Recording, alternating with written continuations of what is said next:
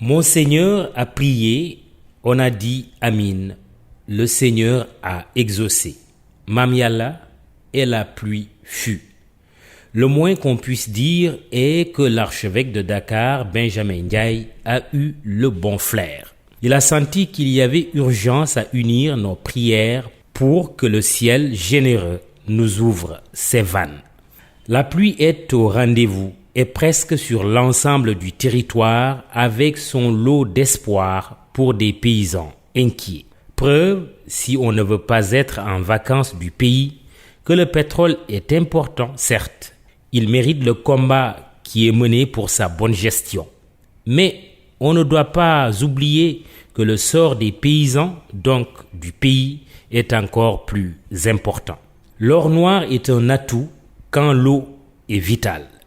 Or, le pays est bien doté en ressources hydriques, notamment une gigantesque nappe phréatique.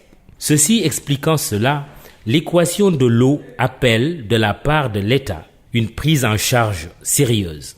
En un mot, une politique pérenne de l'eau. Mieux qu'un lot, c'est plutôt un fardeau pour la puissance publique. On ne peut pas continuer à compter sur le baounan, quoique cette pratique ancestrale ait fait ses preuves face à la rareté des pluies. L'enjeu de l'autosuffisance et de la sécurité alimentaire plaide pour une agriculture résolument tournée vers la modernisation.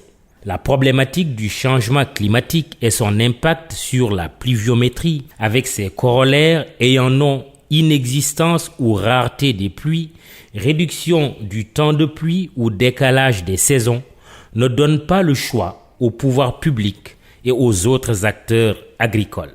Un changement climatique avec ses facteurs exogènes mais aussi endogènes.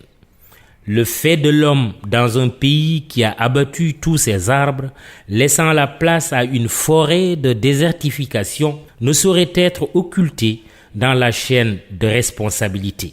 Sauver notre agriculture ou périr avec elle. Tels sont les deux termes de l'alternative. Mais attention, il n'y a pas de planète B au cas où. Ensuite, le changement climatique est un processus irréversible. Donc, la seule voie de salut réside dans l'adaptation. Modernisation, le mot est lâché. En premier lieu, les pratiques culturelles doivent s'adapter à la nouvelle donne. La saison des pluies ne dure plus 3 mois au Sénégal. La durée des pluies s'est réduite comme eau de chagrin. L'État expérimente des mesures dites d'adaptation et d'atténuation qui reposent sur la promotion de variétés hâtives. La variété Melach pour le niébé ou celle des boutures de manioc semblent avoir fait leurs preuves, même si, à juste raison, ils restent attachés comme à la prunelle de leurs yeux à la culture du riz et de l'arachide. Pour des raisons alimentaires et rentières évidentes, les paysans et les organisations faîtières semblent apprécier les bienfaits de ce changement nécessaire. Il reste au gouvernement d'accompagner le mouvement en cultivant.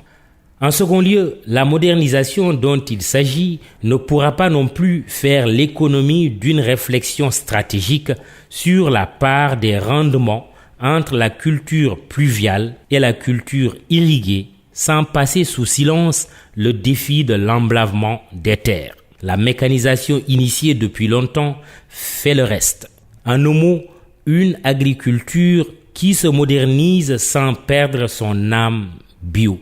Industrialisation, ce serait le plus bel hommage rendu à un capitaine d'industrie qui s'appelait Ahmed Amar de Enema Sanders.